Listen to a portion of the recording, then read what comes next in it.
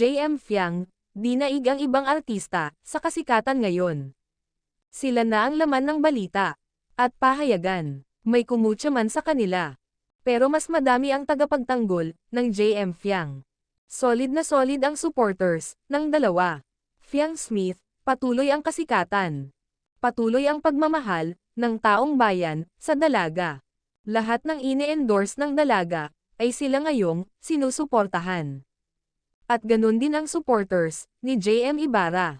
Madaming ganap ang JM Fiang, mapasolo man sila, ay dinudumog pa din.